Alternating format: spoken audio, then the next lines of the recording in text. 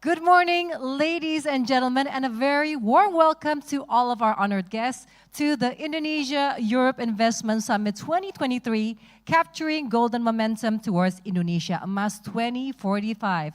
Let us begin by putting our hands together and let us give a big round of applause, big energy to start off with today's event. There we go, a lot of energy in the room. And this event is proudly presented to you by the European Business Chamber of Commerce Indonesia, or EuroCham, and EU delegation to Indonesia and Brunei Darussalam, supported by IKEA. Ladies and gentlemen, the National Long-Term Development Plan for 2025-2045 seeks to elevate Indonesia's income to that of a developed nation by 2045. With a target of 7% from the current growth rate of 5%. Currently, Indonesia benefits from its strategic location and natural resources, yet challenges include enhancing human resources productivity and addressing climate change. The government is enacting structural reforms to boost industrial competitiveness and attract investments, a crucial aspect for economic growth by European investors. And this initiative aims to position manufacturing sectors as the primary driver of Indonesia's economic advancement, contributing to the Indonesia Emas vision by 2045.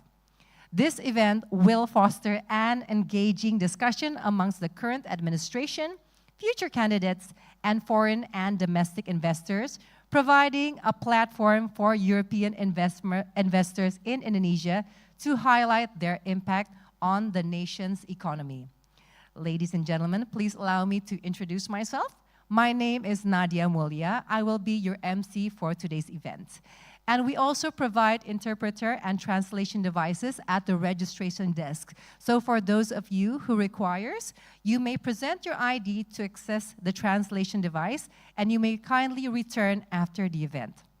Now, before we begin, as a symbol of unity, pride, strength, and honor, we will pay tribute to the flag that represents the values and aspirations of Indonesia. Let us join together in singing the national anthem, Indonesia Raya, with the utmost respect and heartfelt gratitude. Ladies and gentlemen, please rise from your seat.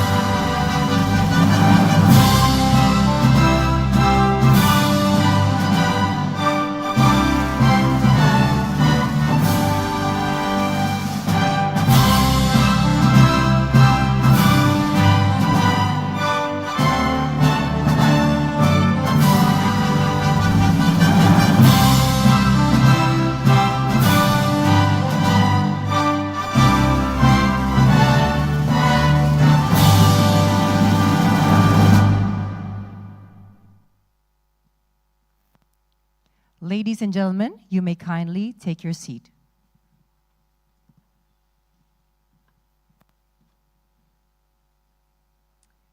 And now, we will have the privilege of experiencing Indonesia's rich cultural heritage through a mesmerizing traditional dance performance. The dance you are about to see is a true reflection of Indonesia's vibrant culture. It combines graceful movement, intricate costumes, and captivating music to tell stories that have been passed down through generations. Ladies and gentlemen, without further ado, from Sanggar Tari Tebet Timur, please welcome Wonderland of Indonesia.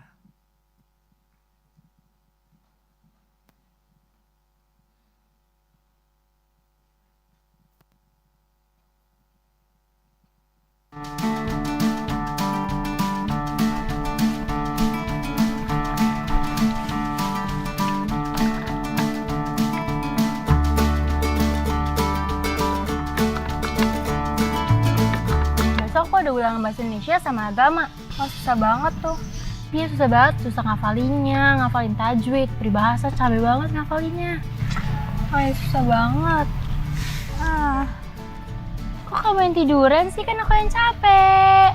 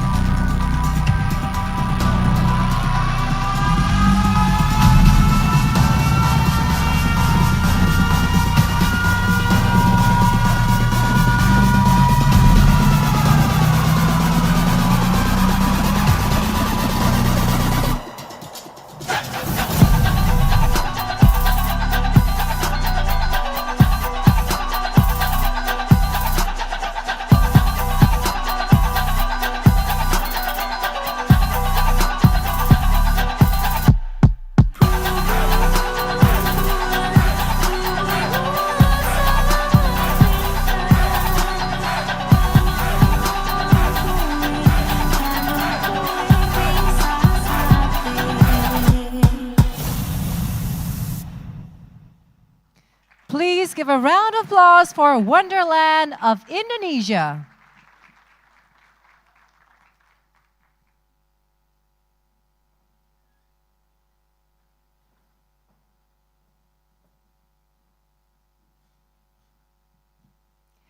Ladies and gentlemen, that was a very remarkable fusion of digital technology and traditional dance performance. That was Wonderland of Indonesia.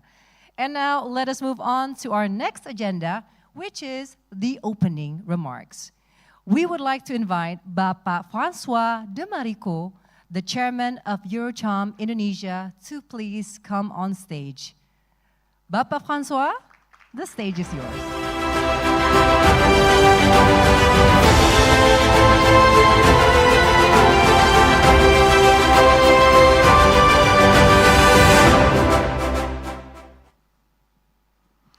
Distinguished guests, member companies of Eurocham, ladies and gentlemen, selamat datang dan selamat pagi.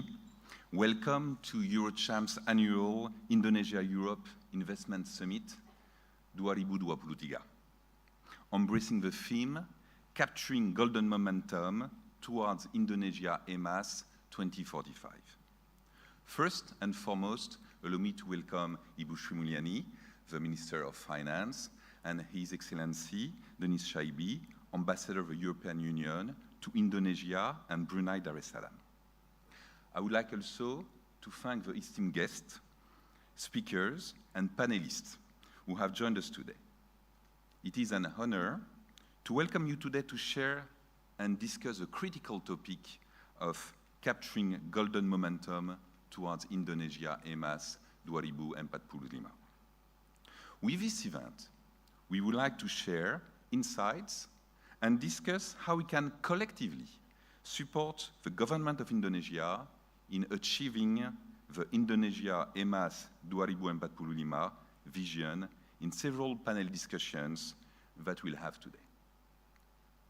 By 2045, Indonesia's economy is predicted to be the 8th largest in terms of real GDP and the 4th largest in terms of GDP as per purchasing power parity.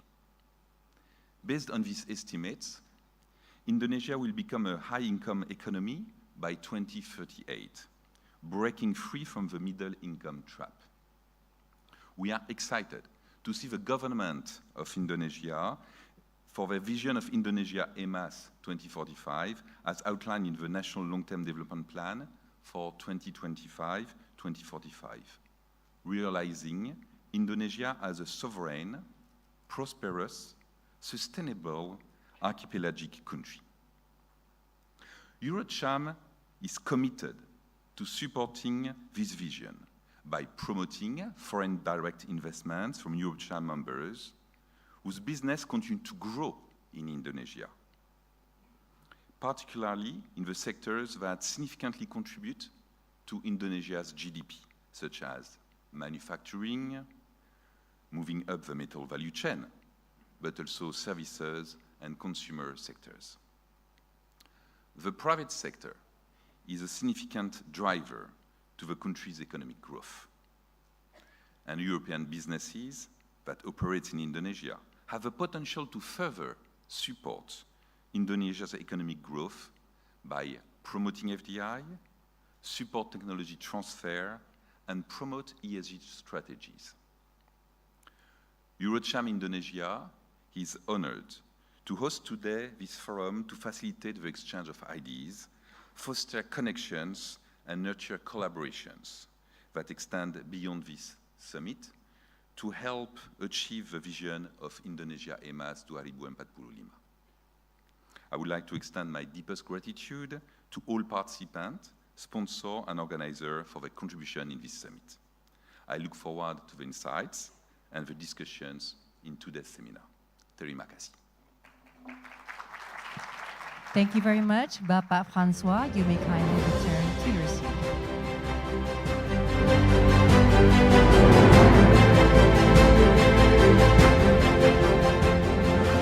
And next, ladies and gentlemen, we would like to invite His Excellency Dennis Kaibi as the ambassador of the European Union to Indonesia, and Brunei Darussalam to please come on stage. Let us give a big round of applause. Selamat pagi, good morning. From the outset, I want to reassure all Europeans and Indonesians, not all Europeans speak English with a funny French accent. This is just a coincidence that you have two speakers in a row.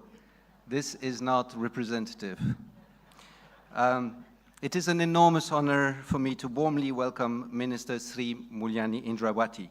I think that if there was a global Oscar ceremony for the best finance minister, the one who gets a lower public deficit than Germany, a lower inflation than the US, and a growth rate equivalent to China or even more in the last 2 years would be a winner. So let me also thank the many representatives of the government of Indonesia who have joined us today, the members and staff of Eurocham, and Mrs. Marika Yakas from the delegation who organized all this. So distinguished guests and friends, I just arrived in Jakarta, and to be honest, I realized that there's a lot of work ahead to make the case for closer relations between EU and Indonesia. And I mean, the EU is not easy to understand. It is not easy to understand how we take decisions. It's not easy to understand when you're far from Brussels why we take those decisions. But let me be clear, we, all the member states, are taking decisions together, and they trade in a united manner. And everything is a trade bloc. And we trade with many partners. We are actually one of the biggest trading group in the world. Our ratio of trade to GDP is above 100%, above 100%. The trade ratio to GDP of the US is 25%, of China is 38%. So in terms of large market, there's nobody in the world who trades like we do. And even if we don't appear in the rankings, we trade a lot with Indonesia. In 22, our trade was more than 23 billion, 23 billion. And in terms of investment, in 21, it was more than 20 billion. And those 20 billion contribute to new, high-quality jobs, helping Indonesia to climb up the production chain. So I want to be clear, those 20 billion are a tribute to Indonesia's success stories. Over the last 25 years, Indonesia has moved from low income to upper middle income in an archipelago, which requires a lot of country building, and with a large population. And this is a success story that resonates particularly to Europeans because Indonesia is the largest democracy in the region. So this is for what Indonesia has achieved so far, but we are pretty bullish on Indonesia's future and its Vision 2045. It's a country that is really well managed financially, low public debt, so lots of scope, resources that are crucial for the green transition, serious investments in health and education, and a demographic dividend. So where can the EU be useful to Indonesia's future? Again, it's trade and investment, because Indonesia's potential on trade is big. The ratio of trade to GDP has moved fast, and it's now at 45%, but the EU trades more with Vietnam or with Malaysia or with Thailand, which are much smaller markets, but because that ratio of trade to GDP is above 100% as well. So the margin of progression for Indonesia is massive, and that is why we are currently negotiating this. We unfortunately love acronyms in the EU, so we call it CEPA, Comprehensive Economic Partnership Agreement. But basically, our goal is to have a more predictable and business-friendly regulatory environment for investors. And this is really very important to attract more investment in the EU. And also what we bring to the basket is that because the EU trades so much with the rest of the world, we are one of the biggest stakeholders in global supply chains. And it's not easy. It's not easy to be a stakeholder in this because geopolitical considerations require risk diversification. And so we often feel a bit isolated in continuing this model, but this is the model where Indonesia can grow its profit. So I want to make clear in this, in the profit and how we share it, that for the EU, Indonesia's competitiveness as well as its integration in the global supply chain. We feel that Indonesia is far more than China plus one. It is a market in itself, it's a partner for a brighter future, and it's a pivotal state. And pivotal states are crucial for the world's stability. We are now facing the test of a lifetime. We just made it through a pandemic, climate change threatens the future of our planet, and now we seem to be surrounded by cascades of crisis wherever we look. There is a full-scale war raging in Europe, and the tragic events unfolding in the Middle East are a deep source of concern for the EU. And we really thank Indonesia and Foreign Minister Retno in particular for her tireless efforts for a ceasefire in Gaza, which are also done by our HRVP Borrell. So Europeans fully realize that a shift is happening. This is not news to us. We are confronted with a new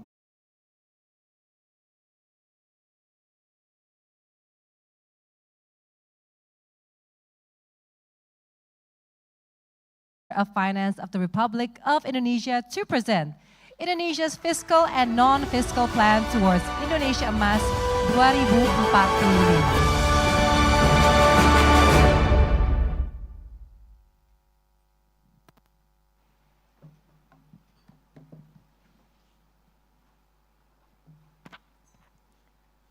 Thank you so much. Very good morning to all of you. Ambassador Dennis, welcome to Jakarta, and I hope you are going to really enjoy having posted in Indonesia. I promise you it's going to be really rewarding. Francois, for the English France action opening, thank you so much for inviting us. I supposed to actually providing the second speech after coordinating minister. So hopefully this is not going to inadequate according to your expectation. I would like to share with you, and I also agree very much what Dennis mentioned earlier, that the world is full with a lot of shocking, and shock is going to still continue coming. So we are not always have the illusion that, okay, after pandemic, the world is going to be fine. It is not fine. It's going to be continue challenging.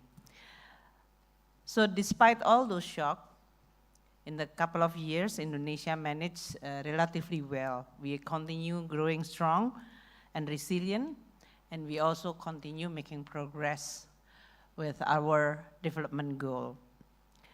The world seems now so complex and confusing. Even the attention is no longer on the Sustainable Development Goal or ESG in terms of the way we work.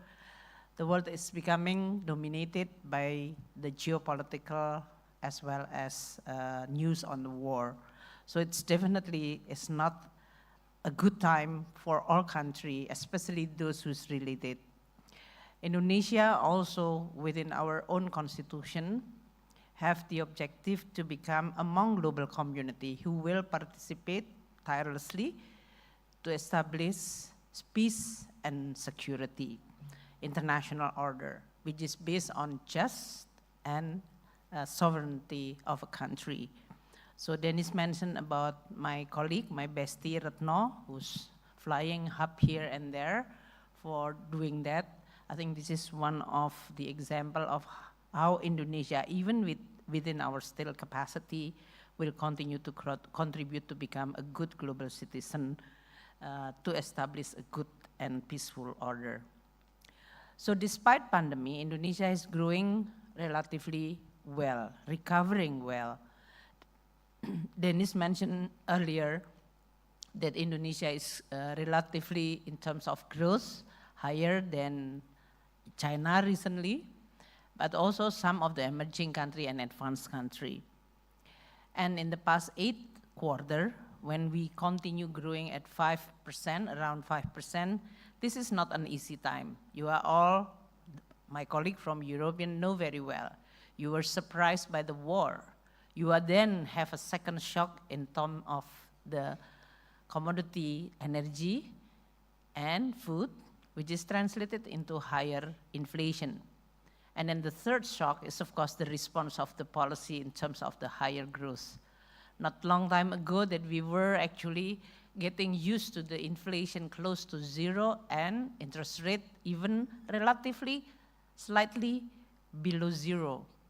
Now Europeans live in a totally different situation. That's why I can understand why Dennis mentioning inflation and interest rate within his speech, because this has become one of the contexts of many people as well as policymakers is now occupied with this situation. And this is not only European. United States is also the same. So when the volatile energy and food price that created a very high inflation in the past 40 years, this is breaking the record, then responded by the very high steep interest rate that's creating a turbulence in the financial sector. Capital outflow, exchange rate is now also under quite a strong pressure. So within that context, the fact that Indonesia continue having this 5% growth, and also mentioned by Dennis that debt to GDP ratio relatively still low, and we also relatively stable on inflation, that is actually quite an achievement. But does this enough for us, for Indonesia to capture the golden momentum to achieve the Indonesia Emas 2045 as mentioned by Francois?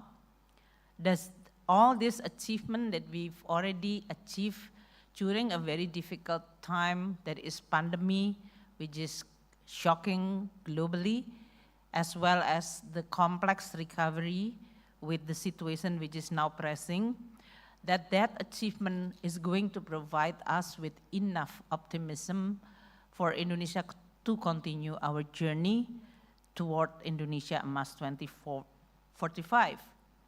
The answer is clearly no.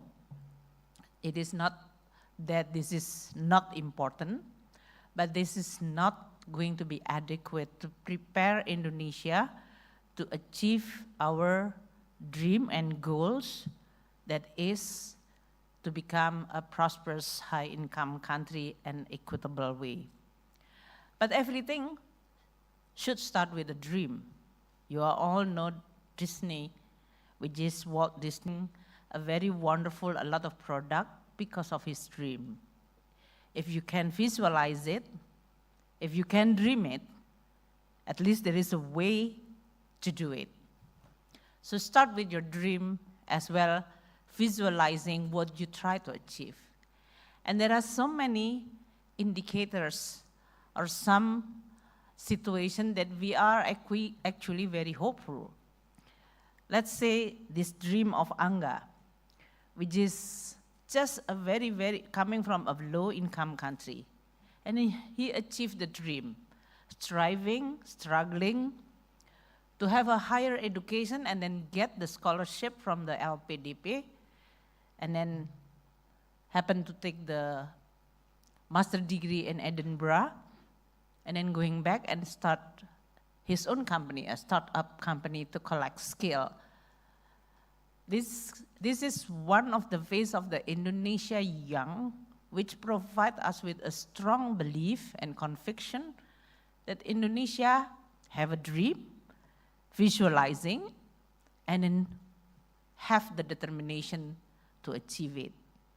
So to become a high-income country is not a dream, it is a goal. And when we've already determined with this goal, the next step is how we are going to prepare it. Just like Chef Arnold, he's going to share his ingredient, the recipe, for creating a very favorite food. Maybe, Dennis, you have to try this, an aci. Maybe it's not healthy, but I know that Europeans have an unhealthy food also. But this is really good. So you have to find the correct ingredients and creating a proper recipe to achieve what you're visualizing and what you dream. And what is the ingredient as well as the recipe for Indonesia to become a high-income country? It is human capital, productivity, and innovation.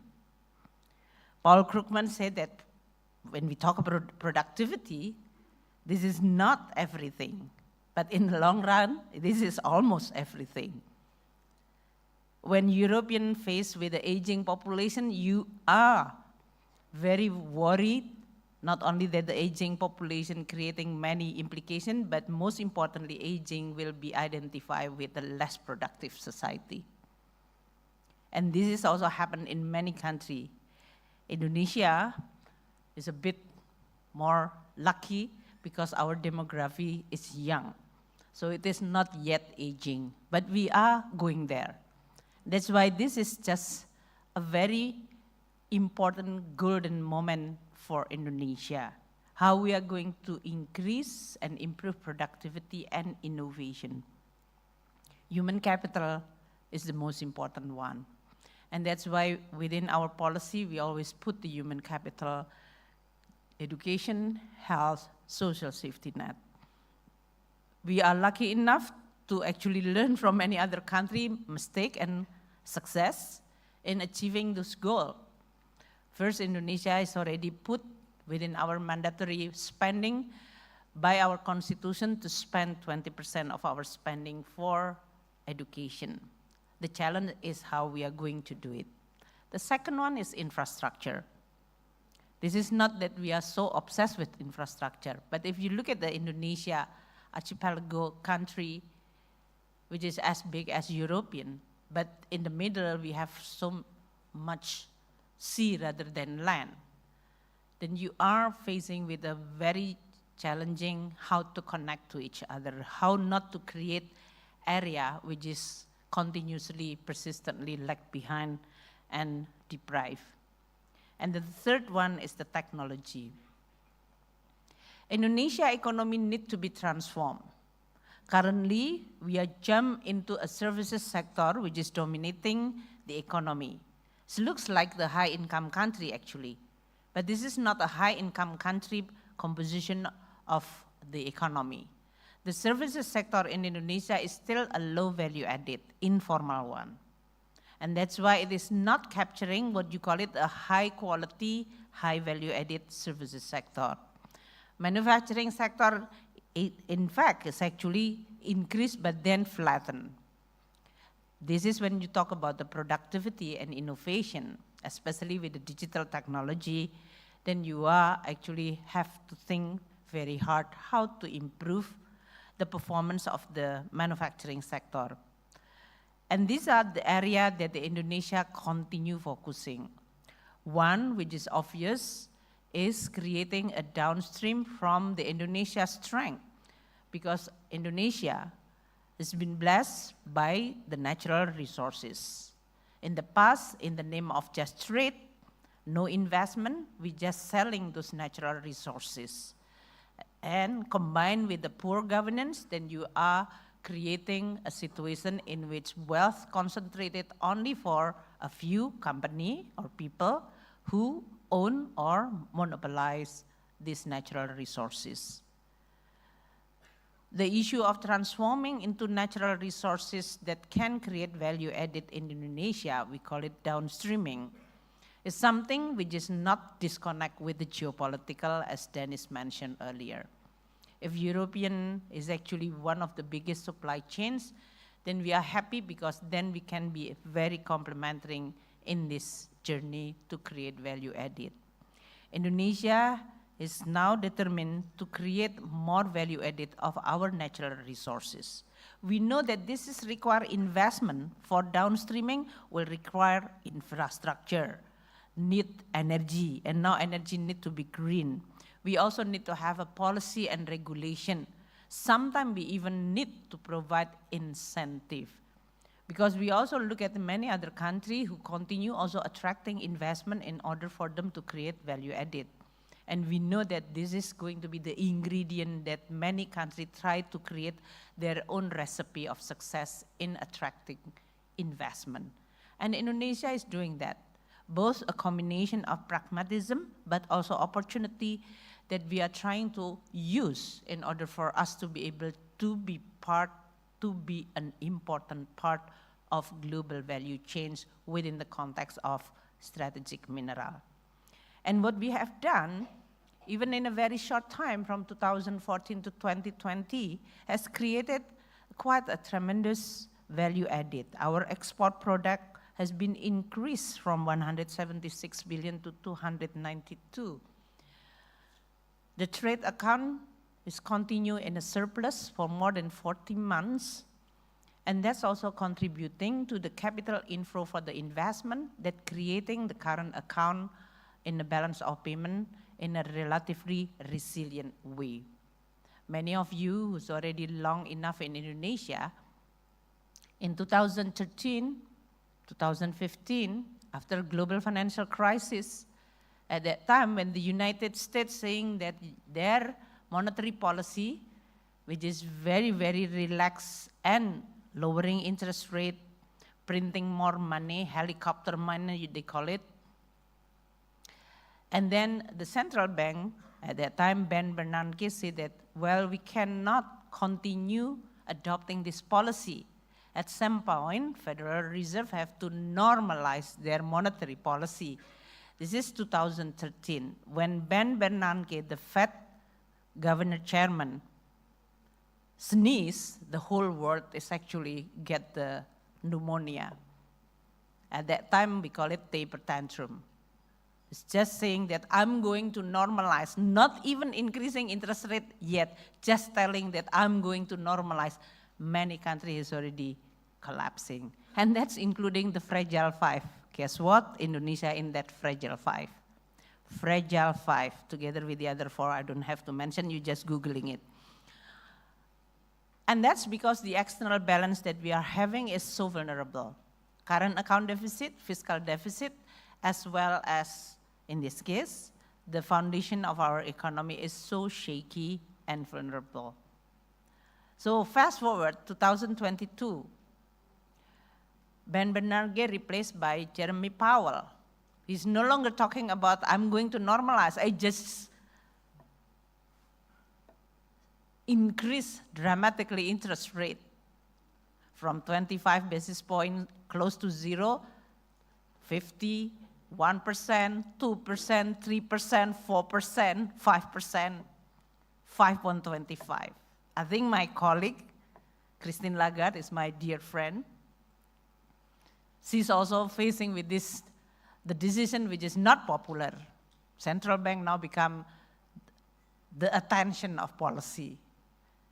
They realize that they are hated by people when they increase interest rate. This is what they are discussing during the IMFC, that many central banks saying that, oh, now, my colleague from some advanced country, you know, Sri Mulyani, I met with people and said, do you know that I have to pay my mortgage now increasing? You make this suffering. Okay. And I said to all the central bank, well, the job of Minister of Finance has been unpopular all the time. When you have to collect tax, nobody happy. So I said, that is just a little bit appetizer of being non-popular. But that is really the situation. Interest rate has been dramatically increased in the past only less than 24 months or even 18 months. And Indonesia is no longer in the vulnerable five, fragile five. That's make a lot of difference. As I said earlier, it was not the achievement by luck, but by also design. But this is just one part of the successful transformation, and this is just only the beginning. And that continue need to be watched and to be pursued in a consistent way. Because Indonesia still have a lot of fundamental problem. Our demography, relatively young, but the demography also requiring a lot of investment. Most of them is only educated at the primary level and junior high. And they are then entering the labor force.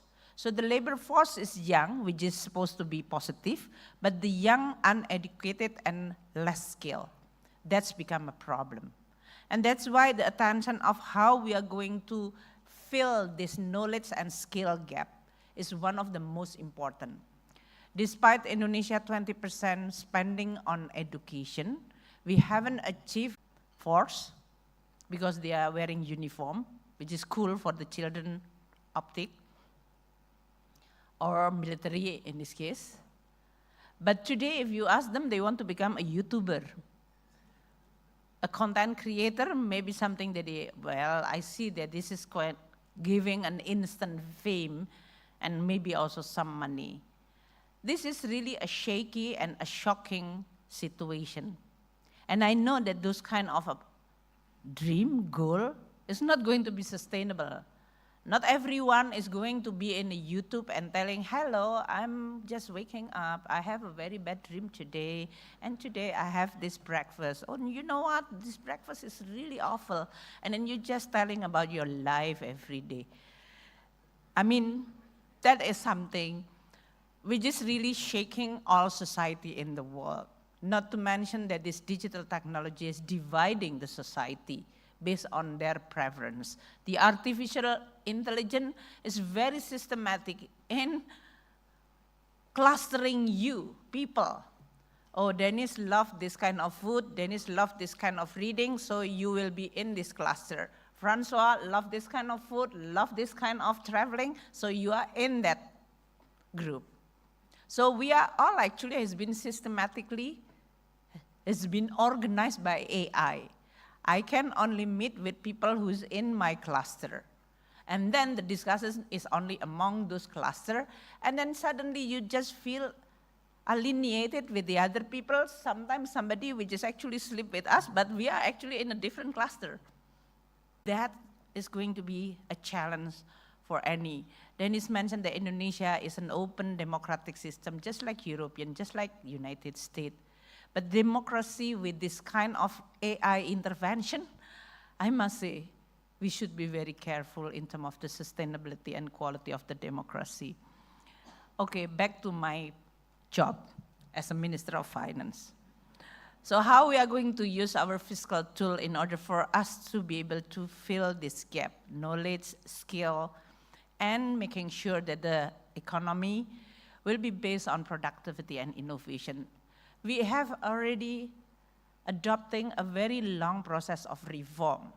Actually, the reform was triggered by 97-98 financial crisis that was devastating for Indonesia. The growth has been deprived or declined very sharply, more than 13%, and we are not recovering fast enough. But because of that crisis, then we are triggered by so many reform. Of course, from the banking, because it is financial crisis, we have a banking reform, central bank, OJK has been created. We also have the investment reform.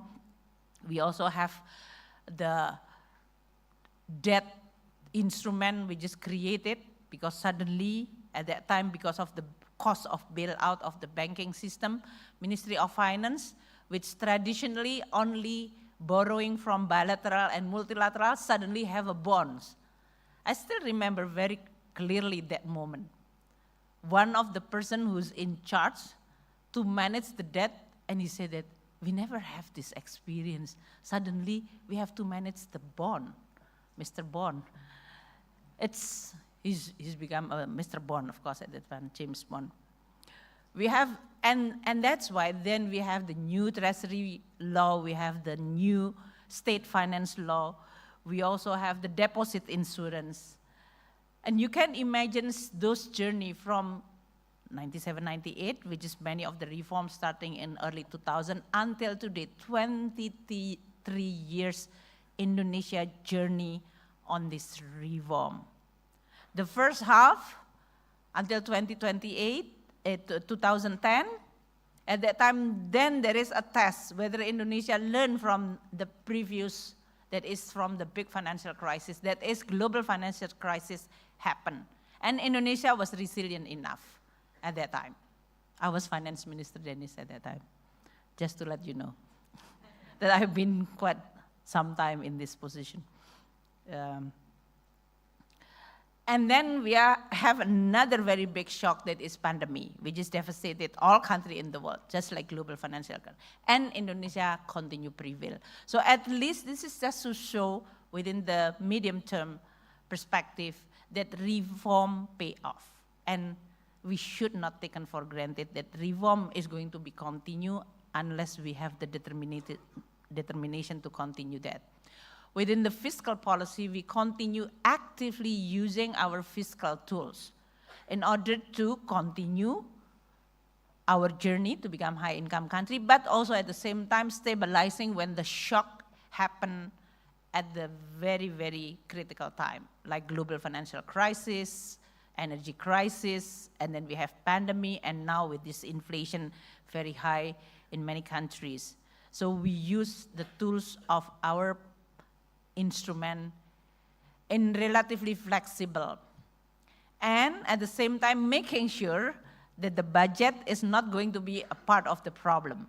So this is really like you are all managing your health. You work very hard, you stress, you have so many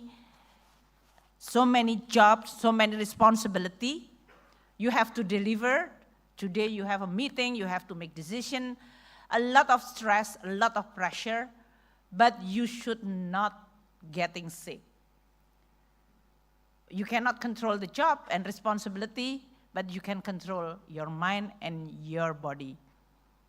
And as long as you are healthy, then you can still have another problem and another responsibility to deliver. So this is exactly what we are doing in the Ministry of Finance, making sure that the fiscal tools is continue healthy despite the pressure and all the objective as well as the problem which is need to be addressed. Whether we are talking about poverty, you talk about stunting, you are talking about young demographic, infrastructure, new capital, climate change, and so many other, you name it. And that's why the job of finance minister is actually, if you make everybody equally unhappy, your job is actually successful. But if one extremely happy, others is very, very unhappy, there is a problem. But if everybody equally unhappy, you are fine. You are fine in terms of your job, but it is not fine in terms of your own psychology, of course. So just to share how this is going to be a challenge for our country. And that's why we continue scrutinizing the priority of our spending, of our collecting tax, revenue, and as well as financing. 2024 budget is already being launched yesterday by President, and we continue in this case addressing the issue which is fundamentally important for Indonesia. Education is still the largest spending, 665 trillion. Social protection is another thing that we know that with this climate change and all, including El Nino. Infrastructure, despite we've already invested, still continue require because many still need to be catch up, whether this is on electricity, road, port, seaport, or even in the ICT infrastructure. Health is one of the very important reform which is now ongoing. We support that. New capital city, which is already decided politically, that need to be also built. So some other fundamental like food security, energy security, and law and defense. So these are all the area which is critically important. It's not going to have the achievement by tomorrow, but this is going to be the area. And we've already also accumulate and diversifying of the instrument, including our endowment fund for education, in order for us to be able to use this 20% mandated by our constitution. Our LPDP, that is the endowment fund for education, is already achieved almost 140 trillion rupiah, which is near 9 billion US dollar, and we've already sent more than 35,000 students higher education, awarding many of the research as well as many of the support for some affirmative. The last thing I would like to share with you is, of course, the shock that we are all predicted is going to continue affecting the whole planet is the climate change. And Indonesia continue making sure that Indonesia first will deliver our national determined contribution, that is contribution of Indonesia to reduce CO2, whether this is by ourselves and with the international cooperation. And Indonesia is going to use all tools, including fiscal is the most important one. So budget strategy is very important in supporting this climate change agenda, whether we are using our fiscal tool on the revenue side, like the tax through the incentive, as well as from our spending, whether this is to subsidy, catalytic spend, as well as financing through and working together with many institutions like Multilateral Development Bank, World Bank, ADB, AIIB, and others, as well as bilateral, which is working closely with us.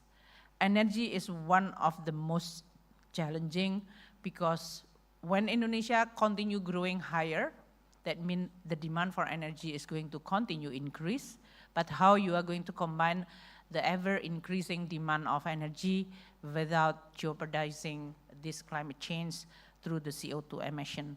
So we need to transform the energy. And Indonesia have a choice. This is good, but also complicated. When you have a choice, you're always tempted to be in your own easier default path. That is coal, fossil fuel, which is plenty for us. Or you go to the other choice, like the renewable, which is more complex, high capital spending, especially on the front load, and complex policy that need to be done. This is continues become one of the most important. You are going to, maybe if you want to know more about Indonesia, energy transition as well as fiscal, here with me, Pak Febrio Kacaribu is the one who should ask to explain more.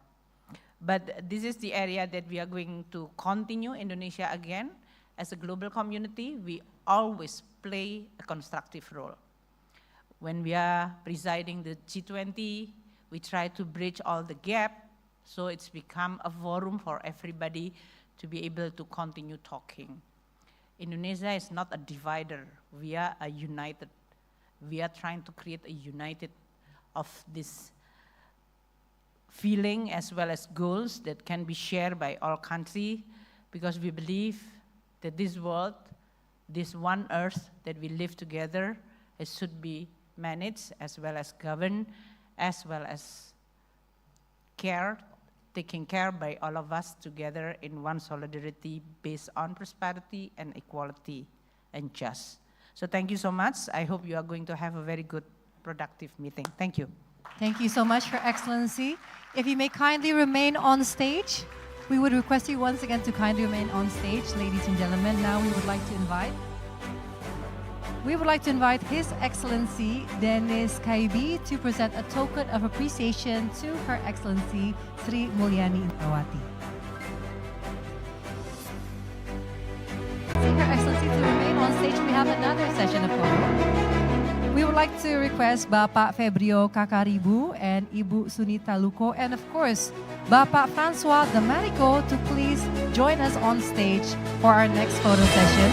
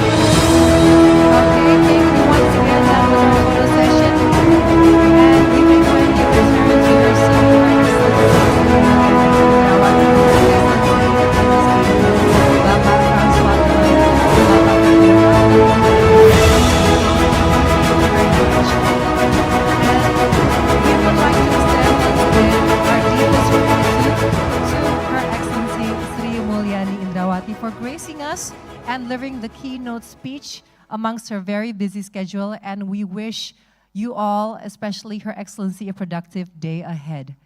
And ladies and gentlemen, of course, we have a lot of agenda that we will go through, very exciting. And next on, we will move on to the first panel discussion. Now, the first panel discussion, the theme is Indonesia's Industry and Investment Landscape, Pathway Towards Indonesia Emas 2045, What Needs to be Done? And it is my honor to introduce to you our moderator for today's insightful panel discussion, Bapak Rahmat Hidayat, as the Government and External Scientific Affairs Director for Danone, who will bring his wealth of knowledge, expertise, and experience to the field we are exploring today. Let us give a big round of applause for our moderator. And as Bapak Rahmat Hidayat just makes himself comfortable, I would like to read a little bit of your CV, Pa, if I may. So, Mr. Rahmat holds Master Degree of Science in Finance from the Finance Lancaster University. So, without further ado, please join me to give a big, warm round of applause for the first panel discussion, and also as I hand over to Mr. Rahmat. The stage is yours.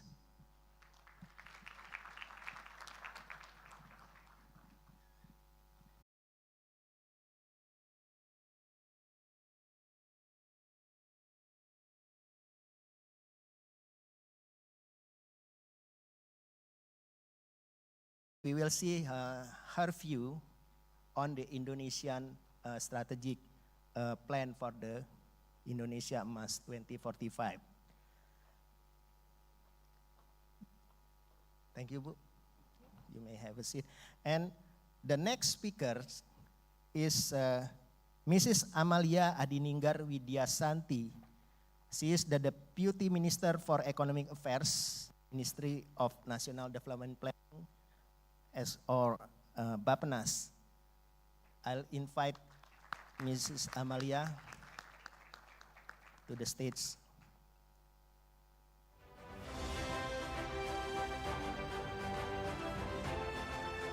Thank you, Bu.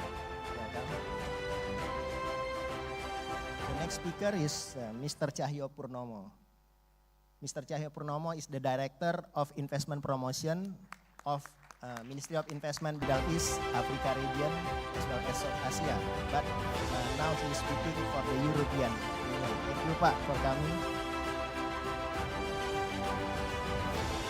From the World Bank economists to government official, now we would like also to invite one speaker from private sectors. I would like to invite Ms. Kadin, Indonesia Chamber of Commerce and Industry, as well as she is the chairperson of Indonesia Employee Association.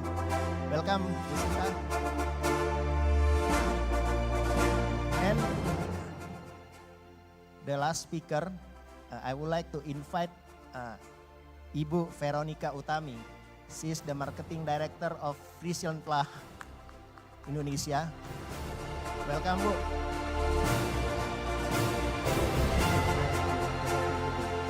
Okay, we have a theme for our discussion or seminar about capturing the golden momentum toward Indonesia Emas 2045 vision. We know Indonesia has a very big, ambitious vision in 2045 towards the 100 demography bonus. Yeah, bonus.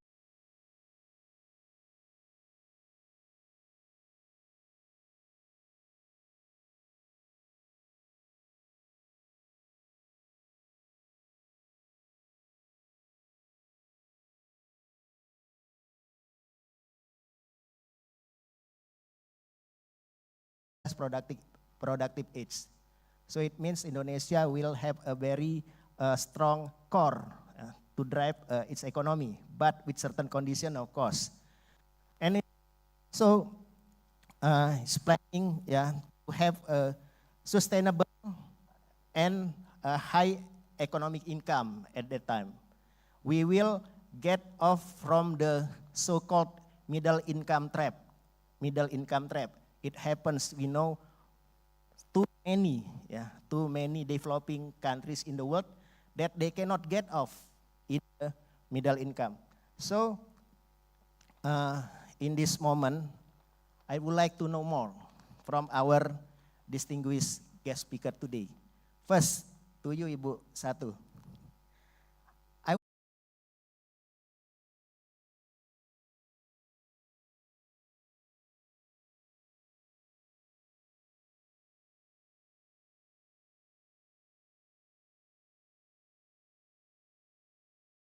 And the timing for further reforms on trade area would be opportune. I'm not saying during the elections, but after that.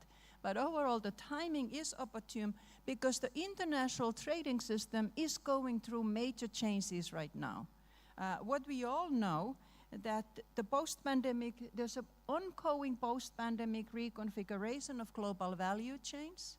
We know that the labor-intensive manufacturing is looking for new homes from China, moving away from there. And we also know that the world is moving to a low-carbon world, and that means basically a lot of trade in green. So in this context, I want to highlight 3 opportunities for Indonesia for trade reforms. I mean, the first opportunity for Indonesia is to boost its international competitiveness through measures that reduce the cost of manufacturing inputs. In today's world, anybody who wants to export needs to also import. Countries are very interdependent. What would that mean? This would involve basically streamlining the non-tariff measures that have been increasing in Indonesia in the past decade significantly. And specifically, this would mean addressing import approvals, mandatory certification with national standards, and port of entry restrictions. And our calculations indicate that if these measures were taken, opportunity for Indonesia is linked to the climate change. For Indonesia, in order to achieve that Indonesia vision 2045. Okay, now I move to our second speaker, Ibu Amalia. Bu, we would like to know, in your point of view or your institution point of view, what are the strategies? Meaning that we are, the economic growth is just, around 5% right now. Where if we do nothing, if you do not transform our economy, then the economic growth in the future will just, around 5% because our because our potential growth, economic growth potential is around 5% or 4.9. So there is normal that our economic growth is now just around 5%. How to accelerate the Indonesian economy in the future? One is that our homework to improve the Indonesian economic potential growth, because the potential growth is a measurement how far and how fast that a country or an economy can grow for the long term. So with this one, another question is that how to improve and to accelerate our economic potential growth. And the answer is that to improve productivity. So that's why in this context, ladies and gentlemen, I would like also to propose a further collaboration between Indonesia and EU to improve the productivity of our economy.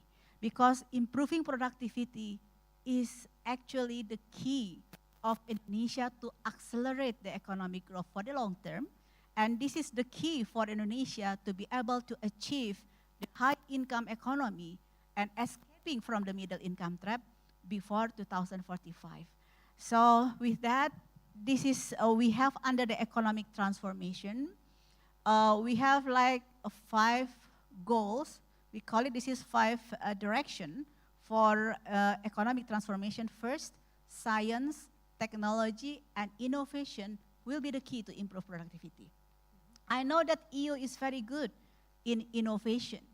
You are very advanced in manufacturing industry, bio-based industry now in many countries in Europe, and also how to really create value added from, for example, from vegetable oil, and how can we really upgrade and develop new products based on science and technology. So that is one key of area of cooperation to improve the economic productivity of Indonesia by doing together on science, technology, and innovation. But the note is, the important note is that science and innovation and research, not just only putting on the book or the shelf. The key to accelerate and to improve the productivity of science, research, and innovation is that how can we commercialize the result of research and innovation and to be applied by industry. So linking research and innovation to industry is actually the key for improving the productivity in Indonesia. That's why, if I could mention in IE4 is actually Indonesia Emas number 4. There is economic productivity sectors that would like to boost in the future, and one of them is to modernize our agricultural sector. Secondly is to industrialize our country by putting forward the development of manufacturing sectors. And thirdly, we have to find out new engine of Indonesian economic growth. So what is the new engine of Indonesian economic growth? We are now in collaboration with Denmark and also with Sweden regarding to blue economy. Why blue economy? Because Indonesia is actually the archipelagic nation. 65% of Indonesian area covered by the sea, but the utilization of our ocean resources for the value creation and value added and productivity of Indonesian economy is not optimal yet. So this is one area that Indonesia can utilize the growth potential, improving the growth potential by finding new sources of Indonesian economic growth, blue economy, and bio-based economy. We have a lot of biodiversity, so why don't you utilize our biodiversity potential to create value, to create good quality jobs for our people, and then after that we can sell good products, bio-based products later in the future. And also, in the future we would like to balance between industrial policy, trade policy, and investment policy. They have to link the connectedness between industrial policy, trade policy, and investment policy. And why is that? Because, you know, Indonesia has to industrialize our economy, and then it has to be supported by a very conducive trade policy and also a very good investment climate. So in this regard, to achieve Indonesia 2045, we have some priority industrial sectors. So for this to be developed, we also very much welcome for EU investors to come and invest in selected Indonesian priority manufacturing sectors, because we believe that these Indonesian manufacturing sectors will be the driver of Indonesian economy in the future, to improve the productivity and also to encourage technological transfer and adoption. I'll stop there. Thank you. Thank you, Bu Amalia. Big applause to Bu Amalia for the insights. Very excellent insights. Now let's move to the third speaker today from government official. Bapak Cahyo Purnomo, the Director of Investment Promotion. Pak, I would like to know what the approaches that for us to discuss what can be done, you know, towards 2045. And I think Ibu Windy has clearly, you know, share what needs to be done from our government. And I think the Bappenas, in fact, last night I watched the YouTube video of, you know, Pak Gita, Pak Hatip Basri, and also Minister of Bappenas discuss about this particular topic. And to be honest, personally, I was impressed, because Bappenas has done many things to prepare us. And I think from our side, at the Minister of Investment, it is always in the interest of what we do to basically create and maintain a favorable investment climate in the country.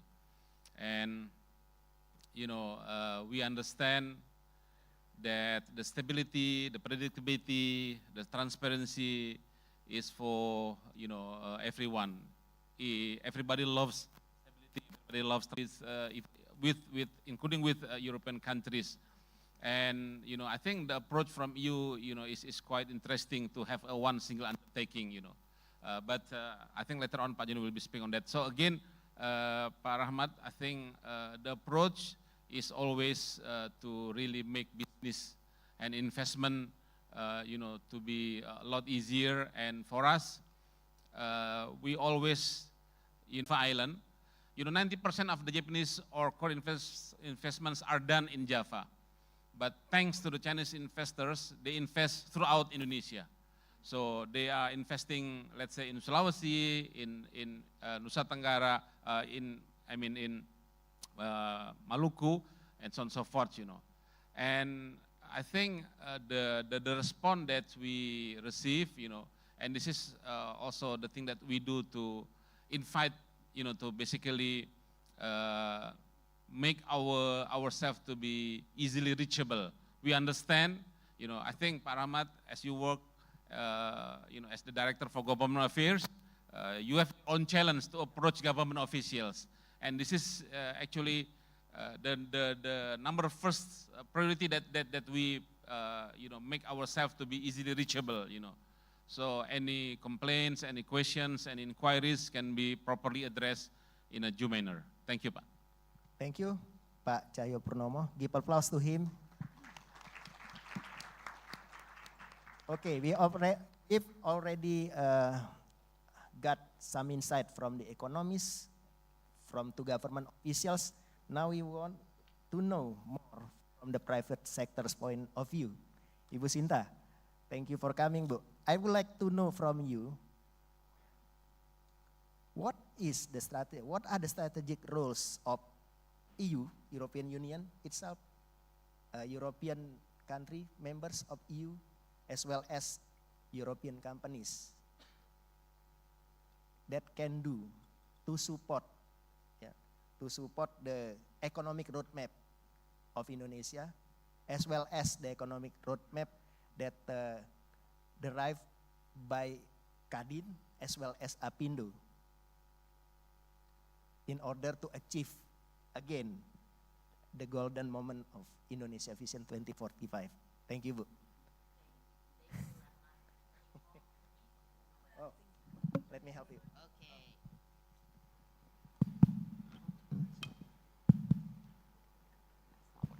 Okay. Well, thank you all. Thank you, your champ, for inviting me here, your excellency, ambassadors, friends. I'm supposed to do a lot of things that we have to continue flourishing, a lot of things that we have to continue maintaining. And I think nurturing the relationship is very, very key. So I want to start with that. But let me say that talking about Indonesia 2045, I think from the business perspective, of course, we also work very closely with Bappenas on this. Our goal for business, when we look at the target of the government, of course, we need to be included in how to implement this and to make it happen. And I think the key, if we look at the 2045, is that Indonesia economic growth needs to be 6 to 7%, ya Bu, every year, right? So if we look at this now, with the average growth about 5%, we are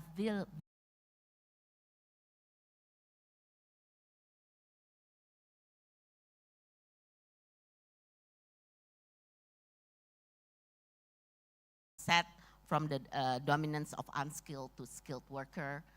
But we also need the productivity boost in all sectors, all economic sectors.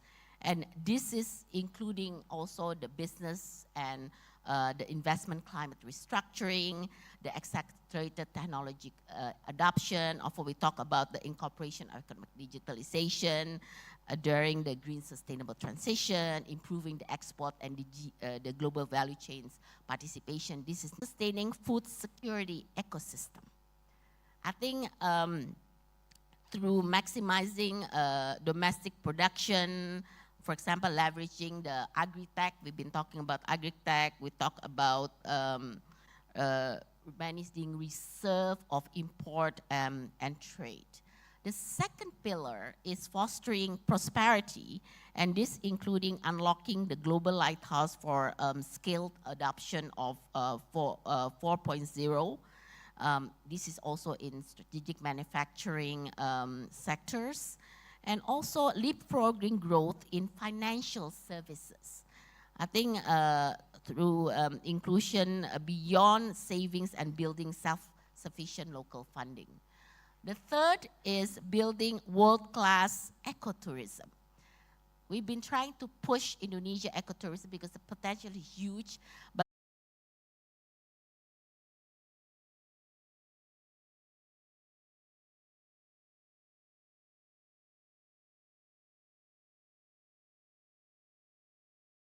always been an issue. So innovative and affordable decarbonization. And when we talk about this, we talk about businesses, many sectors. We talk about industry. So I think scaling up of many of the technology, but I think importance is how the decarbonization effort from the industry can be scaled up. Also, we want to set up the world's largest hub of green business build. What is this? We have 6 particular areas that we are focusing. Of course, the culture, we have regenerative forests, and of course, also the waste management. So these are some specific things that we do on the 4 pillars. And besides that, we have the key enablers, and I just want to close quickly with the enablers. So we have the, of course, future-ready human capital. We talk a lot about the human capital development. The integrated, accessible, and affordable infrastructure. The third is the transversal technologies. Also the global quality leadership and local wisdom. We always we are in the last speaker. Before we go to the Q&A, Bu Veronica Utami, thank you, Bu, for coming. Could you share the best practices of Frisian Flag in investment, as well as in doing business in Indonesia, and how this investment contribute to the national development? Thank you. Thank you, Pak Rahmat. Good afternoon, good morning, everyone. Thanks for having me. Frisian Flag Indonesia, we've been here for more than 100 years. So during these periods, we've been consistently providing high quality nutrition in the form of dairy-based products. Our technology, innovations, manufacturings are designed to make sure that we give the best to Indonesian people. And our imperative missions is to nourish Indonesia to progress. Indonesia here is talking about the people.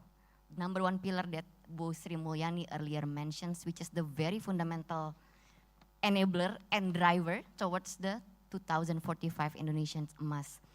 And I would like to definitely encompass, because this is a big mission, but it has to be manifested through the end-to-end on how we do business, from the back end, manufacturing, how we design our portfolio, how we deliver to the consumer, and how we move to think thoroughly internally on how we make sure not only we deliver high quality of products, but also at the most affordable price point for the consumer. And it's not easy, right? Because we internally also experience inflation just like any other manufacturer's industry. Maybe Pak Rahmat and Danun also you experience the same, and therefore we do need the best people to join Frisian Flag Indonesia. We need the smartest people maybe in the Indonesia. Join hand with you, yeah. We need to think through on how we design a value in, cost out, and therefore we can land 3,000 rupiah product, 5,000 rupiah product, because you go to pasar, they only have that 10,000 rupiah, but they have to also split the spending to any others. But me a benefit not only for today, but a lasting benefit for nutritional for your health. And schools, we talk about I'm very happy. One of the biggest budget was on education, and we have close to 400,000 schools in Indonesia, and definitely it's one of the access to educate Indonesian children to choose the right choices on how they spend their pocket money. But Frisian Flag cannot do it alone, and therefore here I'm inviting the whole industry, government, Pak, Ministry of Health, Ministry of Education, and like-minded manufacturing like Danone and other companies. Let's join hand, bring the awareness on what are from Ministry of Investment. Bapak, you are highlighting the importance of stability for investment and business in Indonesia. Considering the upcoming general election, today's demonstration on minimum wages, and also highlighting Bu Sinta's statement yesterday on boycott, also understand that this is multi-ministerial and local government collaboration to address that issue, but I would like to ask, what is the role of Ministry of Investment to also and also to bring issue up with other ministry to overcome the pressure for business? Thank you. Thank you, Pak Dedi. I would like to collect the question first. The second question, please.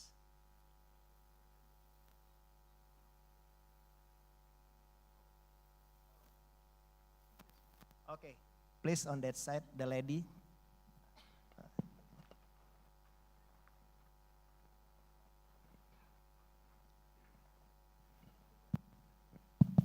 Thank you very much. My name is Lila Karcsai. I'm the ambassador of Hungary.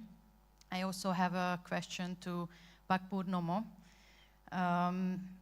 So technically there are so many strategic projects of Indonesia, national strategic projects, which are rather aiming for infrastructure development and requires foreign technology and also foreign investment. Usually these projects are coming from the Indonesian government, who would like to do this transformation, digital transformation, for example. But many of these projects involves a lot of private businesses from Indonesia, which, as you mentioned, that everyone loves transparency and everyone likes the transformation, but I believe that some of the Indonesian companies may not be always open, but not just Indonesian in general. I think it can happen everywhere. So those Indonesian companies who foreign investors may have to work with may be sometimes reluctant. What is the Ministry of Investment or the Indonesian government role is to make sure that the foreign investors are in safe hands, this is a safe environment, and how the Indonesian government can be like a mediator between the foreign investors and the Indonesian businesses. Thank you. Thank you. The last question. Okay, please hand over the mic.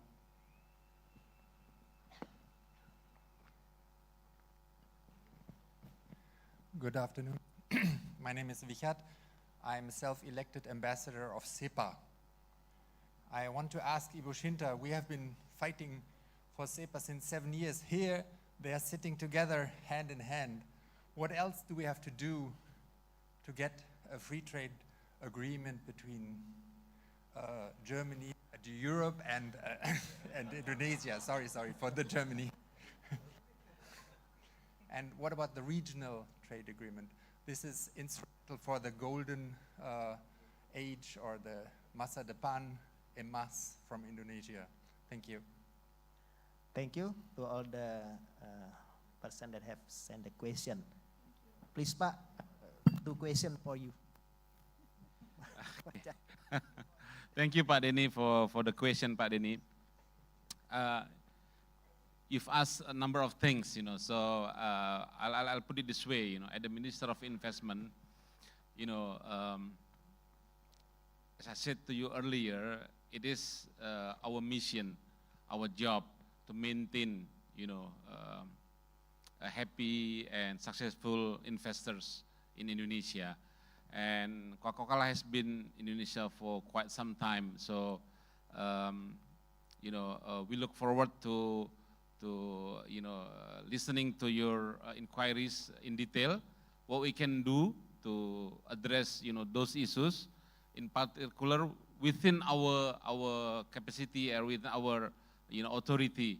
And if it is in other ministries, in another ministry's responsibility, then we'll be happy to engage them also to basically address this issue. Pak Denny. Excellency, thank you for your question. At the Minister of Investment, this is also what we do to apart from doing, let's say, investment promotion events or issuing necessary licenses for any investors, or monitoring the progress of each and every project.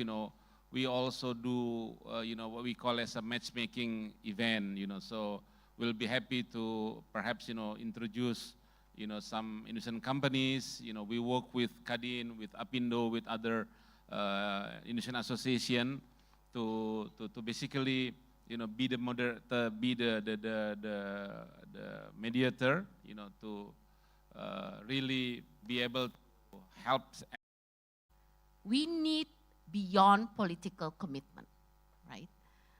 We have seen that if this we can complete, what deliverable, what outcome can we get? Business have provided that in great details to our own government. I'm sure that EU companies have done the same to your government, right?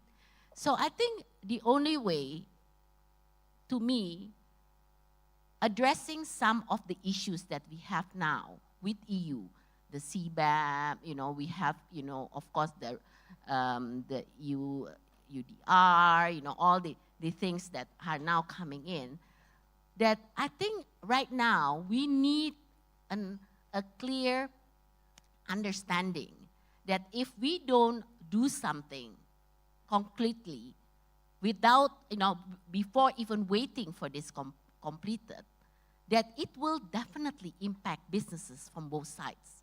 So we are the one that is most impacted because the NTM also now, both sides, I'm not talking just we going to EU, I'm talking about EU also coming to Indonesia, are really, really great, huge. So what I want to say is, at least, is to show that we continue, like what I started from the beginning, nurturing this relationship. There's no word of giving up. Of course not. I mean, we have come a long way to come to where we are today.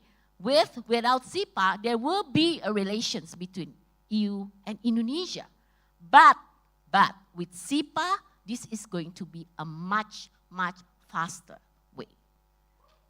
Thank you, Bu. So, thank you. So I think, we go back to what the government can do. I think we will continue push. End of our discussion today, I just take some points, not to wrap up, but I got points that from the first speaker, Indonesia need to increase its global value chain connectivity. Indonesia is still in outliers. Indonesia need to be in the core of GVC. So that's one point I got from Bu Satu. Thank you, Bu. And from Ibu Amelia, I like to highlight that the government will do a transformation. The key transformation will be in social, economic, and the governance. This is a very, very important, Bu, and we're really keen on it to happen.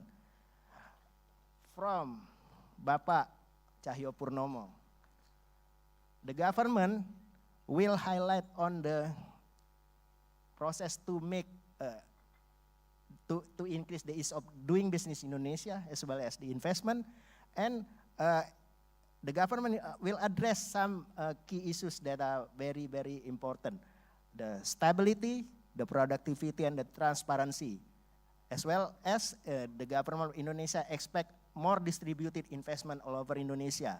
It is really needed for the 2045 vision. From Ibu Sinta. Ibu Sinta highlight there are 4 pillars that are in Kadin, Apindo, as well as the government agenda. All the collaboration investment need to be addressed to create resiliency, prosperity, inclusivity, and the most important one, maybe not the most important one of the important things in Ibu Sinta's agenda, especially Ibu sustainability, Daddy, as well as from North Hungary about the infrastructure, how to make sure the safe environment for the investor, as well as how to find the right partners in Indonesia. And yeah, SEPA, Bu, let's hope it will be finished within this current government. If not, then hopefully, yeah, it will be in the top agenda for the next administration. So that's it. Ladies and gentlemen, I close this discussion today and give big applause to all of those speakers. And I'll give it back to our MC, Mbak Nadia. Much. Thank you very much, Bapak Rahmat Hidayat, and that was the first panel discussion. And now I would like to request our distinguished moderator and panelists to please remain on stage, as we would like to present you with a token of appreciation. And for that, I would like to invite Bapak Buren Van Well, Vice Chairman of Eurocham and the President Director of Frisian Flag, to please come up on stage. And first of all, if you may kindly, to Bapak Buren Van Well, will be giving the token of appreciation. Oh, the moderator is very hands-on. Okay, so we will have a picture taken here first from Bapak Buren Van Well to our moderator, Bapak Rahmat Hidayat. And next to Ibu Sinta Kamdani, the chairwoman of Apindo. Thank you so much, Ibu. And next to Ibu Veronica Utami, Marketing Director of Consumer Dairy and Specialized Nutrition, Frisian Flag. To Ibu Amalia Adilingga Widiasanti of the Republic of Indonesia. And to Ibu Satu Kakonen, Country Director of World Bank.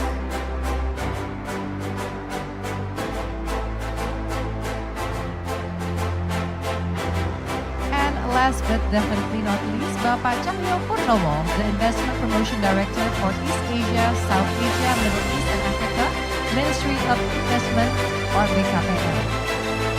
And now to our distinguished moderator and panelists, let's have another photo session. Ladies and gentlemen, this was the first panel discussion with the theme, Indonesia's Industry and Investment Landscape, Pathway Towards Indonesia Emas 2045, What Needs to Be Done.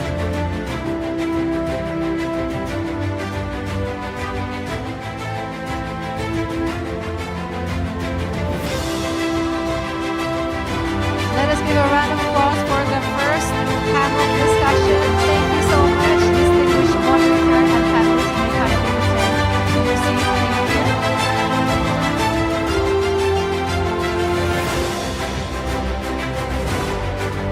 And now we shall swiftly move on to the next agenda, the second panel discussion with the theme, Spurring Trade and Investment through Indonesia-Europe SIPA.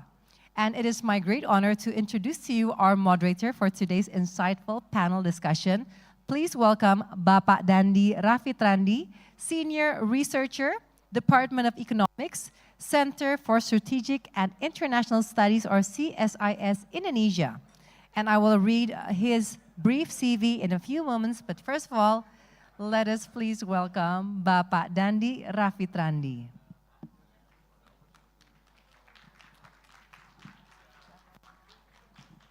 Okay, Pak Dandi, you may kindly take your seat. So let me just briefly introduce you. So Bapak Dandi Rafitrandi has been recognized for his exceptional contribution, spent 2 years working as a research assistant at CSIS before joining the team for projects such as Free Trade Area in Indonesia, the ASEAN Economic Community, the logistic industry, and the SME survey. Bapak Dandi has received his education in economics from the Faculty of Economics, University of Indonesia in 2012. In 2016, he gained his Master of Science in Policy Economics at the University of Illinois at Urbana-Champaign. So without further ado, I shall hand over the mic to Mr. Dandi as he will moderate the second panel discussion. Mr. Dandi, the stage is yours.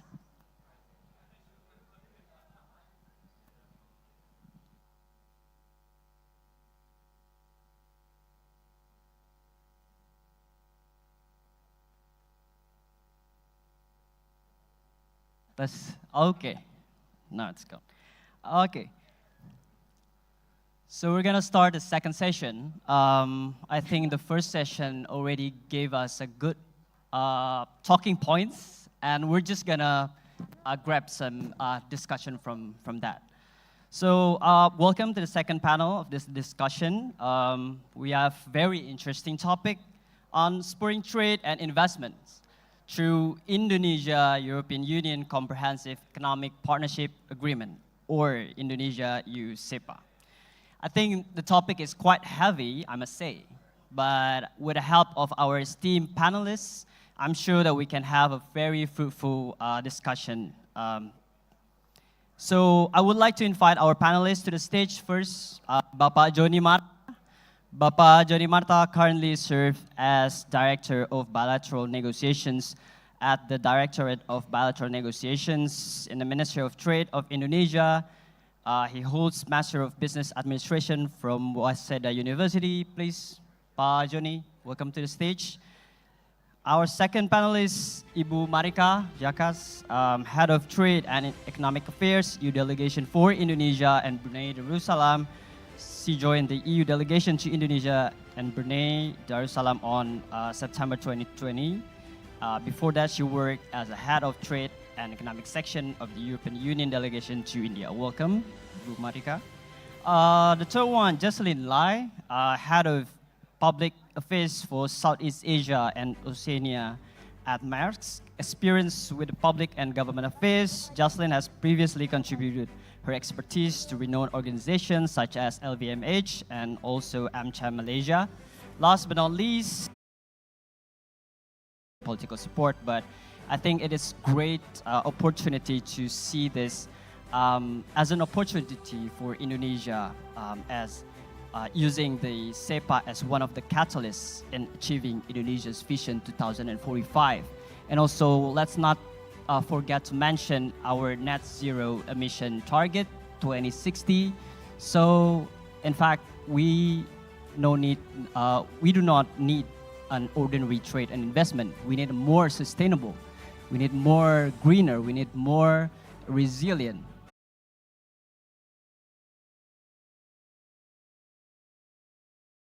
Be the chief negotiator for Indonesia EU CEPA from Indonesian side.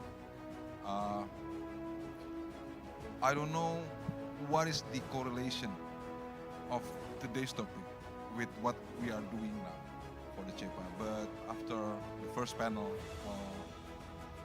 sort of share their point of view, then I can understand there's a very close correlation, especially for your business people, operators, with regard to the anticipation of Indonesian Emas on 2045. Perhaps we can reach that earlier, because I understand that our bonus of democration will be at the very optimum level on the state-owned enterprise. Yes, we have an issue, but we are now willing to move, meaning we are at least halfway to come up to the amicable conclusion. The other thing is the export tax and then trade sustainable development. This is another unique issue, because previously EU is the champion of the trade and sustainable development campaign. But just recently, EU come up with more environmental capital approach instead of sustainable development that have this social aspect on it. What I mean by social aspect is there is also dispute settlement. So when there is a new approach being introduced, normally we are sort of try to understand the concept first, then try to make that incorporated into the existing regulation or existing mechanism that happen to be the international standard for the dispute settlement. Then we can see whether or not we can readjust and then find a new formula that can be acceptable for both sides. So that's the situation that we have now. Bottom line, we don't have any, I should say this way. We are optimistic. We can conclude. And then the timeline is still there. Both leaders already give a mandate until. Thank you. It's great to hear some optimistic view. That's awesome. So, Marika, what are the potential benefits of SIPA? We talked that quite a lot. How it actually could spur investment to Indonesia, and what is needed to bring the SIPA over to the finishing line? Please.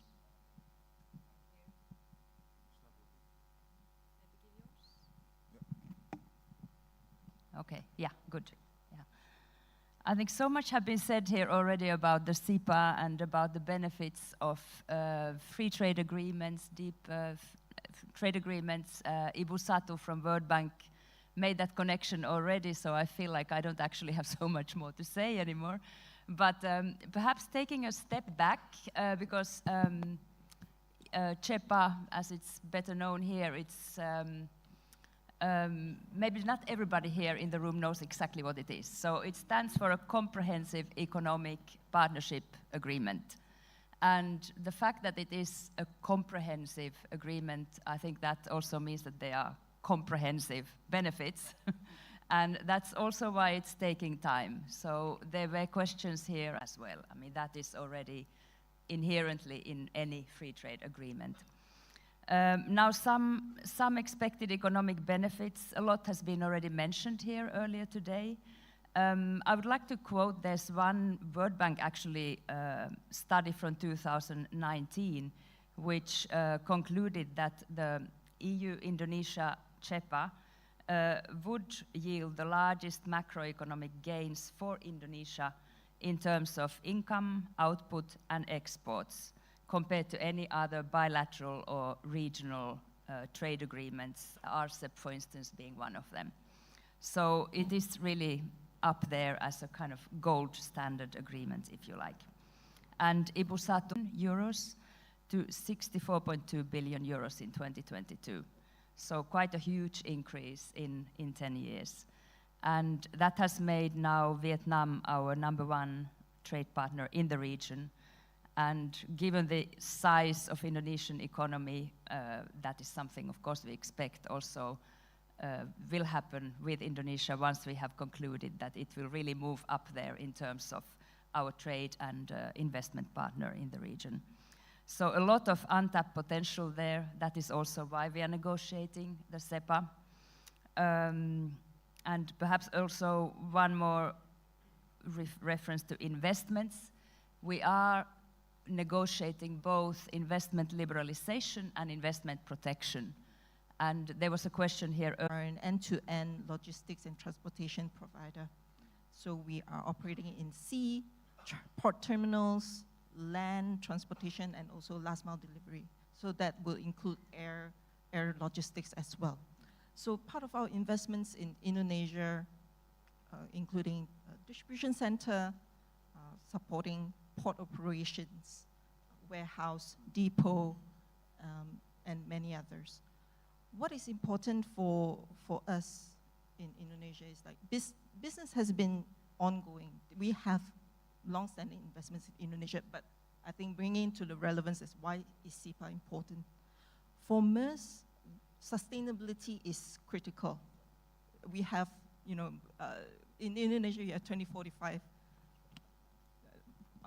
the vision, right? For MERS, we have 2040 net zero target. So that is 20 years ahead of Indonesia. And it also means that a lot of the strategic investments, a lot of the tough decisions are being made today as we speak. So part of the process of achieving the net zero target is significant investments to ensure that our operations are future-proofing in supporting our customers to move goods from end to end. Bringing in goods from outside of Indonesia internally, and also supporting manufactured goods in Indonesia to Europe, and be in compliance with all of the new regulations that are coming from EU. ETS, for instance, the emissions. Yeah, I think Indonesia will very utilize that kind of high quality investment and try to achieving our 2045 vision. Pak Noto, I think for you, I guess, what is the private sector's perspective on the ongoing Indonesia-EU-SEPA negotiation? I think this is a good time to tell your aspiration to to our very important two negotiators here. And then, first of all, I only have like 7-8 minutes, so hopefully I can share all of our notes that we have in mind regarding SEPA. But first, I think we need to appreciate the both governments in trying so hard to conclude the SEPA agreement. I know it's not an easy job, but I'm sure it's fun. I'm not sure. But anyways, sometimes. But Kadin, I represent Kadin as the Indonesian Chamber of Commerce and Industry, and we stand as the co-driver of Indonesia's economic diplomacy. And we always promote to the governments that we need to be carefully looking into or reviewing our strategic partnership with many countries. And we think and we believe that we cannot put aside Europe, given to its strategic importance. And we are so fortunate that our coordinating vice chairwoman spoke earlier, and I think she stated a clear stance of our chamber on SEPA. And recently, this week, Pak Joni, Ibu Marika, Kadin had a regional business outlook where we invited all the members of the Permanent Committee and the Bilateral Committee of Europe, representing all European states, to talk about the current dynamics. So Kadin is not only businesses in Indonesia, but also trying to collect the aspiration from businesses across the world, including in Europe. So the concern from the Netherlands businesses, for example, Indonesian businesses in Netherlands, is that even since the mid of this year, there is a higher standardization and certification for some imported products from Indonesia. And it makes them feel cautious on how the trade relationship will move forward, even before the SEPA agreement. And it really needs to have a clear understanding by our businesses there that the SEPA will try to solve this problem. The second concern is that even they know that there are some certification or standardization that they need to fulfill, there's a lack of capacity for some about CBAM, for example. So we hope after SEPA is concluded, there is a clear understanding that some other non-tariff barriers like deforestation policies or CBAM will not disincentivize businesses in Indonesia to do trade and investment activities. So that's hopefully, okay, after SEPA, this can be maintained well by the government and also along the business sectors. The third question that we have, we observe Vietnam that has an FTA already with the EU.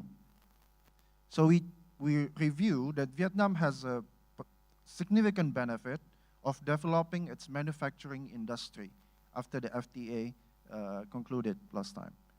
The question is it certain that after SEPA is concluded, it will help Indonesia to also develop our manufacturing industry? So it's a big question because we understand from the Indonesia vision that we want to be an industrialist nation. So meaning that what are the key to work closely with the government to answer that?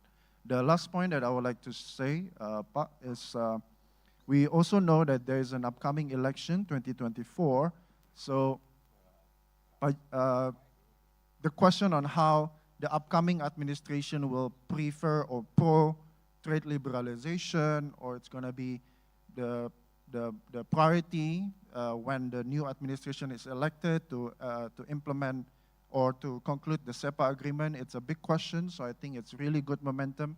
I think the conclusion, as Bushinta said, only 3 words, businesses can wait. Thank you. Right. Thank you so much for sharing that inputs and also give us reality check, I think, on the ground, how actually the businesses concerns and yeah, hopefully SEPA can be concluded. And I think concluding SEPA and utilizing it, it's 2 different questions. So I think we need more discussions on that, how businesses actually can utilize if the SEPA is concluding.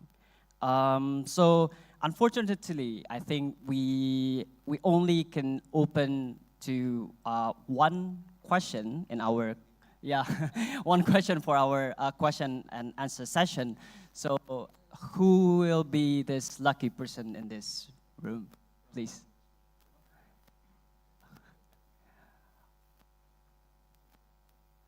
No one?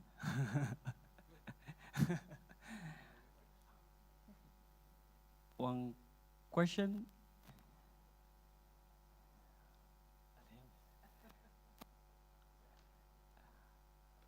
Oh, okay. Please, Ibu.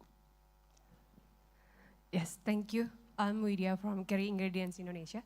So I think my questions for all of the audience.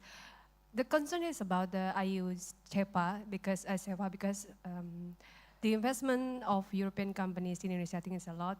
But the challenge is it is also included the license or permissions about regulations in Indonesia also included in EU SEPA.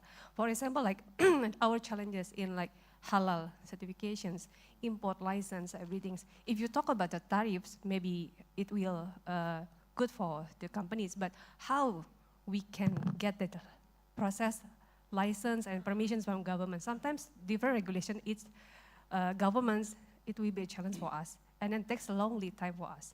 So that's another challenge for industry when we can have investment in Indonesia, but we cannot bring it, the material or everything. How we can solve this issue? Thank you. Thank you so much. I think that's a very important questions regarding how the regulation standards, NTMs will take a role and how can actually SEPA solve this concerns.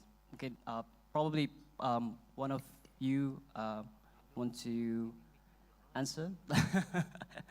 Pointing to you, Pak Johnny. Okay. Thank you. That is a very interesting question. Well, anyway, are you Indonesian? Okay, good then. Just kidding. Anyway, this is a very legit question because every business people, no matter where they come from, what they need is predictability, stability of government, and also transparency. Will CEPA address that issue? Yes. That is why CEPA will be discussed at the government level, because what we are trying to discuss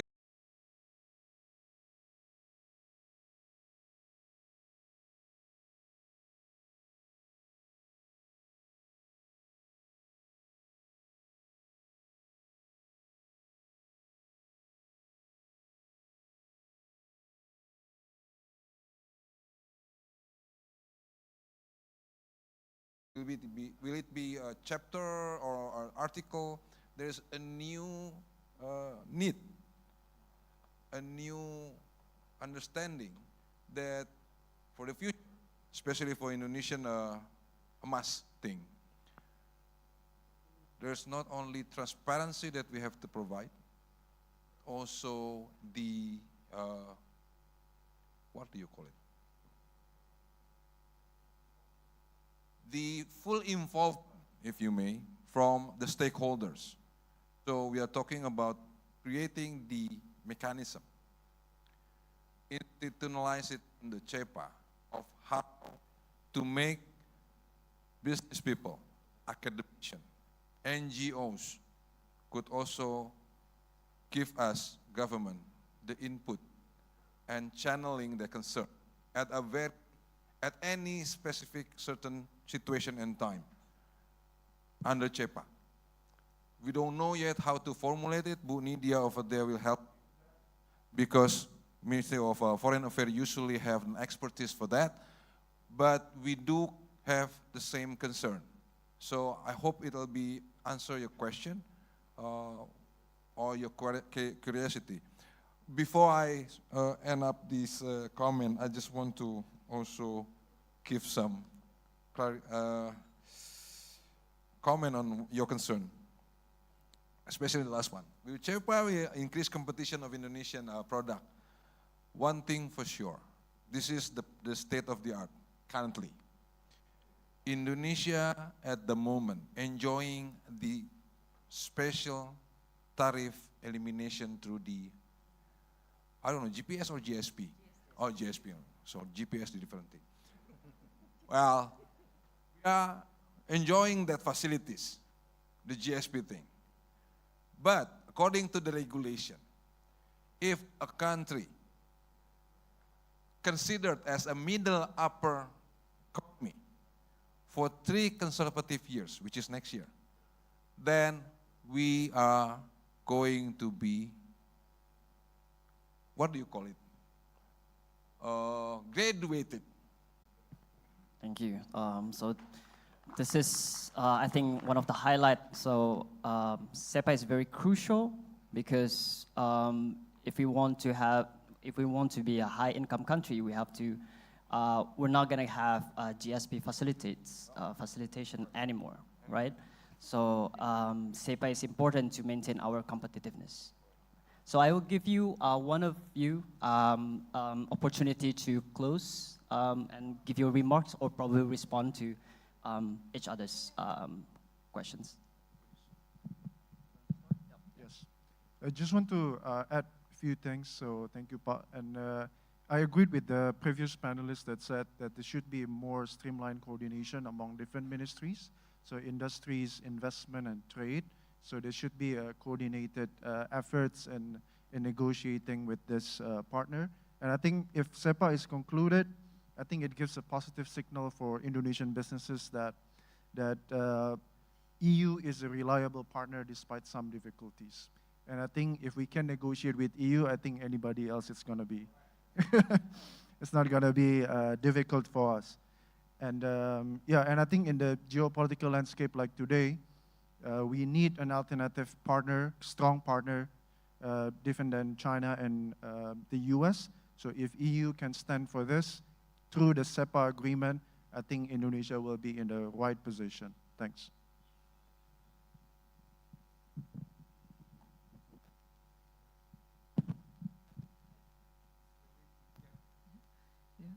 So I think, well, for us, definitely we see the potential benefits, but nonetheless, I think we believe in stronger partnership with the government on the ground, because take, for instance, addressing the concerns of the audience earlier, we experience a similar situation as the current government is looking to centralize documentation through digitalization.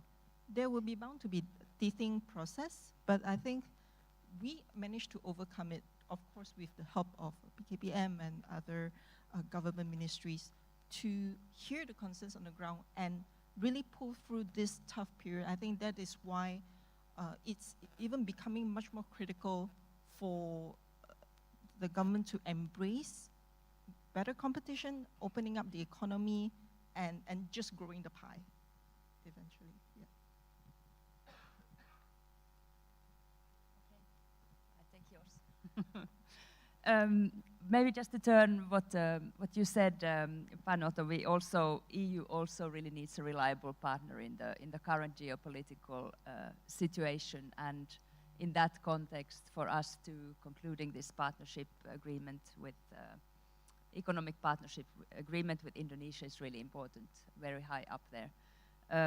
So I would also maybe just want to thank, in the end, both Kadin and Eurocham, who have been really great partners in this process and continue to support us on this path, and hopefully we will jointly get there. Thanks.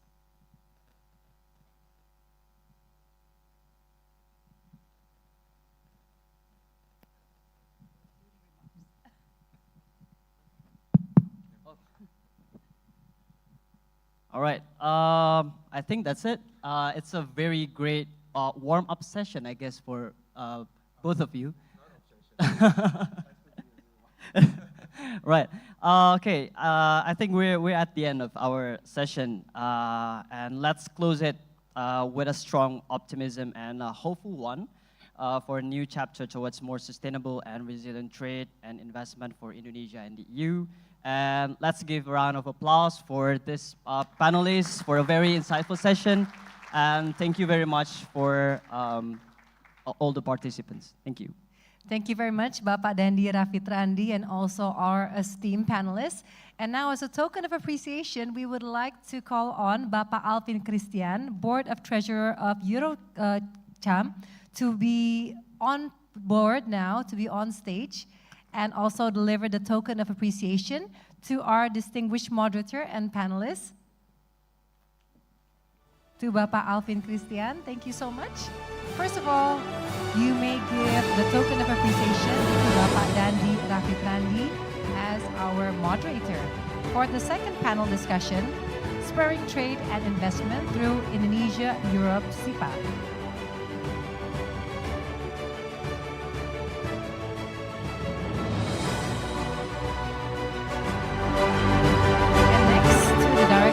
Bilateral Negotiations, Ministry of Trade of the Republic of Indonesia, Bapak Joni Marta.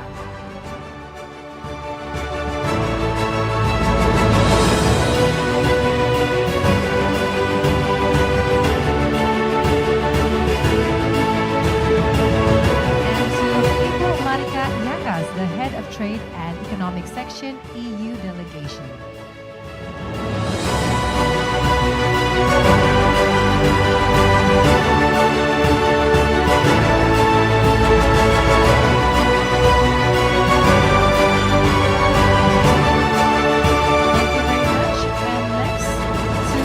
Jesslyn Lai, the Head of Public Affairs, Southeast Asia and Oceania from Maersk.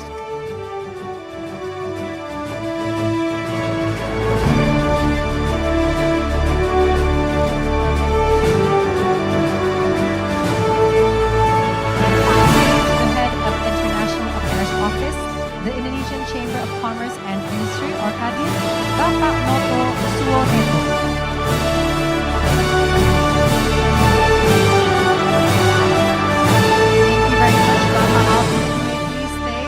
Final photo session with the panelists and moderator. And ladies and gentlemen, we have just witnessed the second and the final panel discussion. I hope it has been a fruitful one and very insightful discussion.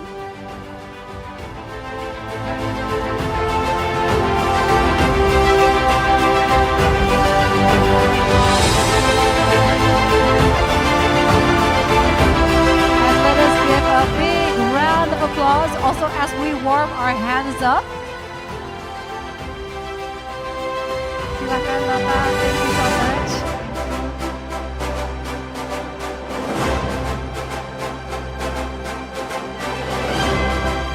Alright, so we have all witnessed and engaged in two panel discussions. And now we shall be moving on to the next agenda, which is the closing remark.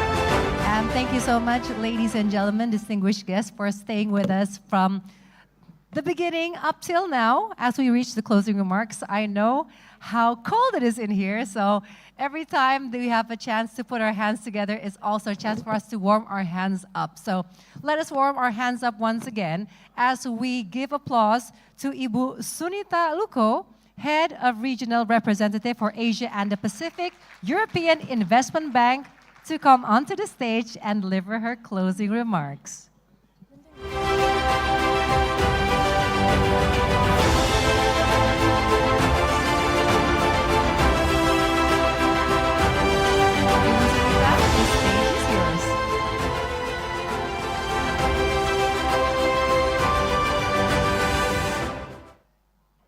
I think it works. No, doesn't work. Does it work? Is that okay? Yeah, have to get closer. Excellency, ladies and gentlemen, esteemed guests, good morning. And it's about time for lunch. Sorry, I'm not going to keep you long.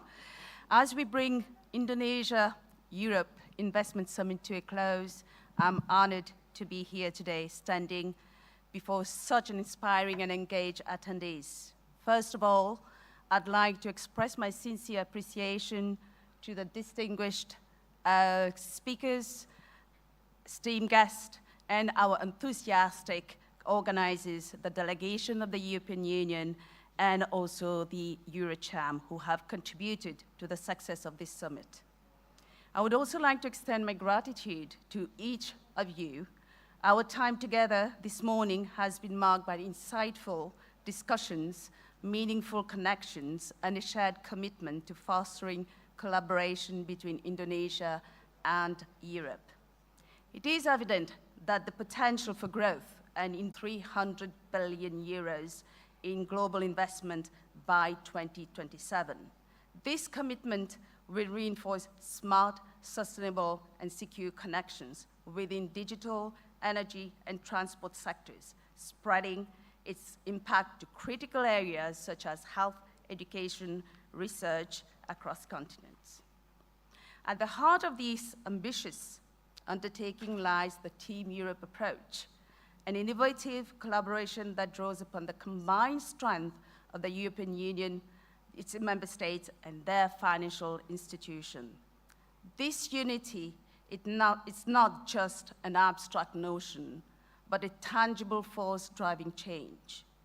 A noteworthy testament to this shared commitment is the establishment of an important role of the private sector. Private sector involvement is crucial for the EIB and the broader economy as it brings multifaceted benefits. By engaging with private enterprises, the EIB stimulates economic growth through its lending, blending, and advising into innovative initiatives. This is not only create jobs, but also drives technological improvements, positioning the European Union at the forefront of innovation. The private sector's agility and market-driven approach complement the EIB's effort, fostering a dynamic business landscape. Through this collaborative spirit, the EIB leverages private capital, only the largest donor of $3.7 billion pledge out of the $10 billion of public funds, but also the largest grant donors, $199 million out of the $275 million. So that speaks for itself. These synergetic partnerships underscore our shared ambition to facilitate the firm commitment to phasing out coal usage and realizing ambitious net zero emission goals. The EU, in collaboration with its member Indonesia. Thank you, Ibu Sunita. You may kindly return to your seat, and thank you very much for your closing remarks.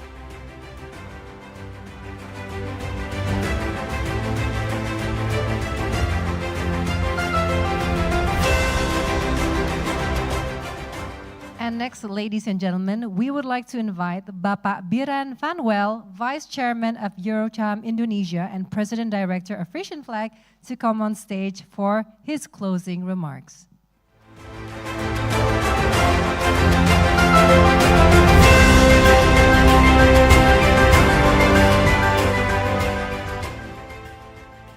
good afternoon everyone. I think after the initial jokes about having French accents, actually the one other learning we have is that Europeans have a collection of accents, and mine is a little bit less French, at least I hope, but also a very discernible. I think the other learning we have that at Eurocham, our time management could have been better, but thanks for staying with us today till the end of the event. Hey, for me to close, actually a few things to say. First of all, many thanks to all involved, esteemed audience, panelists, speakers. I thought it was very insightful and actually a full palette of everything that needs to happen to actually foster better partnerships and investments going forward. My key takeaway is optimism. There is so much to happen here. And we talk about golden momentum, but there is a true belief we can make this happen together. But there's a lot of work to be done. A lot of work by all involved, by companies, governments, and actually all parties in between. And those things need to happen not only in terms of investment and trade, but also in putting in the right boundaries. I was actually delighted to hear the focus on sustainability today as well, which is actually an enabler for future growth, and a key thing to make happen, which was actually something that all the speakers recognized as well. Next to that, the importance of digitization.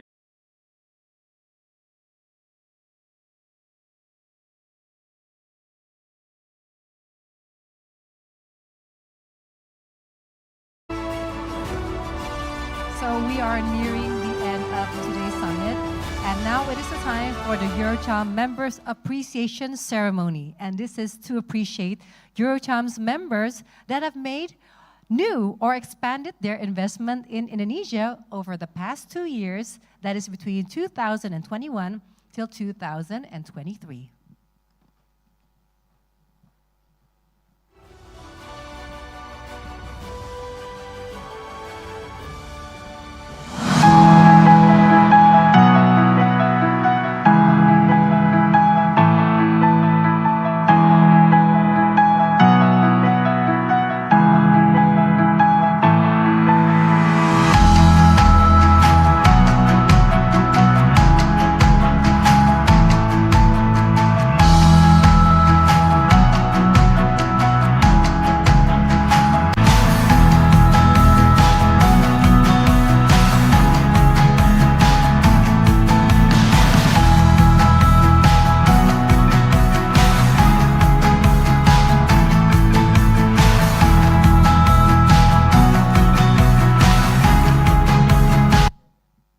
Yes, there we have it for the Eurocham Members Appreciation Ceremony. We would like to invite Bapak Francois de Marico as Chairman of Eurocham and Bapak Cahyo Purnomo from the Ministry of Investment to please come up on stage and officially give away this token of appreciation that will be given to Eurocham members that have made new and or expanded their investment in Indonesia in the past 2 years. Thank you, gentlemen. And now I would like to call on, once again, Bapak Biren Van Well, President Director of Frisian Flag. Sir, please come up on stage. And to Bapak Dedi Adi Nugroho, Head of Public Affairs of Coca-Cola Euro-Pacific Partners. To Bapak May Brianto, Director of Operations of Carry Ingredients. And Bapak Miroslav Dijakovic, Director of Clean Tech Solar. Thank you so much, gentlemen. And now I would like to kindly ask Bapak Francois de Marico and also Bapak Cahyo Purnomo to give the token of appreciation. And also for the picture taking, make sure you all have your cameras ready.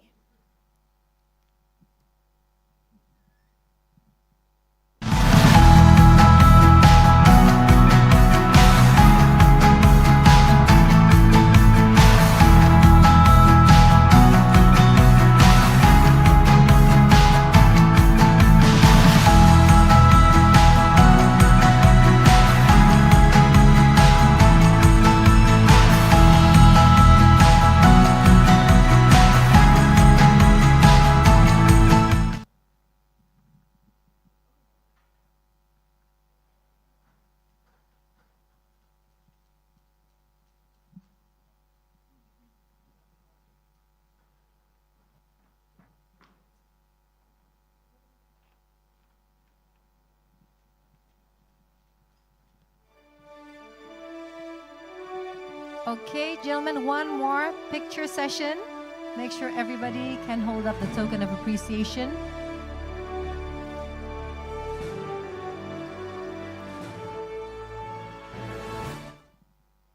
And let us also give appreciation by giving a big round of applause to the Eurocham members who have made new or expanded investment in Indonesia over the past 2 years.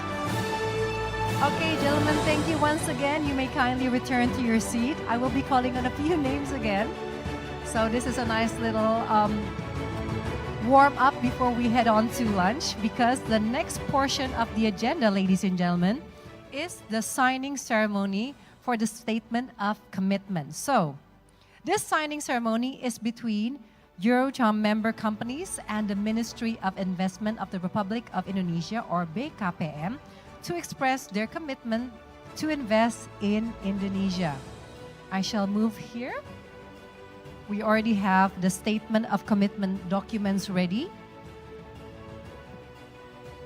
And for the signing ceremony, we would like to invite Bapak May Brianto, Director of Operations of Carry Ingredients. Once again, Bapak, we kindly request you on stage. And also Bapak Miroslav Dijakovic, Director of Clean Tech Solar. Gentlemen, feels like deja vu, yeah, going up on stage again. So please take your place with the respective documents and make sure we have the documentation package ready. Okay. There you go. You may sign the statement of commitment. Yes, and now for the picture taking, we would like to invite once again Bapak Cahyo Purnomo, the Investment Promotion Director for East Asia, South Asia, Middle East and Africa from the Ministry of Investment, or BKPM.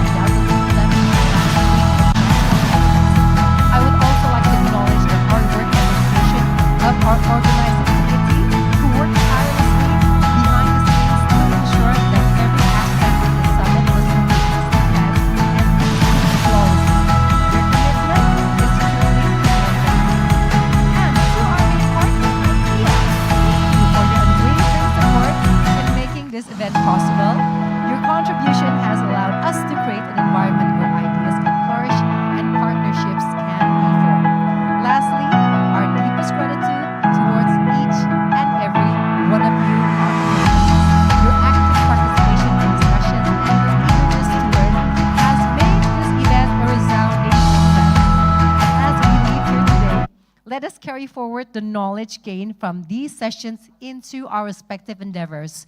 Let's continue exploring new investment opportunities while embracing innovations as a driving force for growth. And after this, there will be a lunch and networking session. So please, I hope you will join with us until 2 p.m. today. Thank you once again.